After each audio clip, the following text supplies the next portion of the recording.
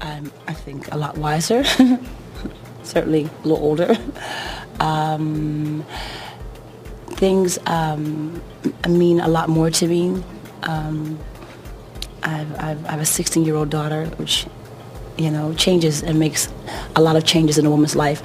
I just think that the songs themselves will speak to you when you hear them, and you'll understand where I am, some of the changes I've gone through for the better. She is in the great tradition of great, great singers, whether it's Lena Horne or Ella Fitzgerald or Sarah Vaughan or Gladys Knight. And she's given birth, we've given birth, if you will, to copyrights that are the soundtrack of the 80s and the 90s. So we were looking for songs that would do the same today, because you find very few albums very few artists and very few albums that really give music that you're going to sing 40, 80, and more years. The songs that she did, they just weren't hit records. They were copyrights that are going to be sung decades and many, many years. We call standards. And that was our goal. We call them standards, They're right? called standards. Right. It's so special to be working with her, because she does find meaning in songs that the composers, when I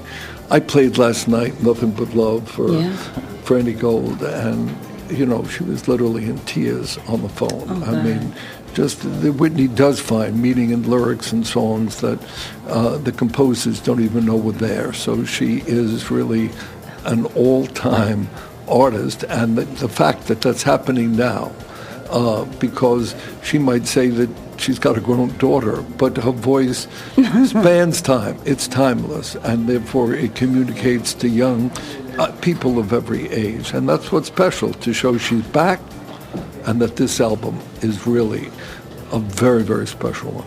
I don't know how different it is. I think it's in the tradition of Clive and Whitney, and that we're a team, we're partners, okay? And when we sit down and we go through music, we really go through it. We don't play, you know what I'm saying? We listen for great melodies, great lyric, songs that'll stay in the hearts of people for 20 years down the road, you know what I'm saying? I believe that my gospel upbringing, where I really come from, and what, really inspires me to sing, I try to put that in all of my songs. I try to inspire, you know what I'm saying, lift people, their hearts when they're sad, or, even when they're like, not so good times. It's something that reminds them and make them cry, but it's triumphant no matter what. I am so excited for Whitney Houston. Really, I came thinking it was a little soiree with a little listening party. I should have known. Clive Davis, it's an event. But what's so exciting to me is that Whitney has so much goodwill in the room. There are so many people, myself included, who are pulling for her, who know that this time she is ready.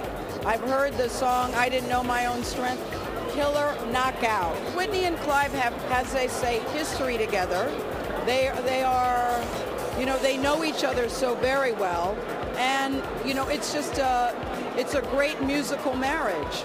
And, Clive has always said that when she's ready, he will know it and she will know it. And I think that they both are at the stage where they say, we are ready. I think wherever Whitney wants to promote the music, wherever Whitney wants to do an interview, she is going to be welcomed with open arms.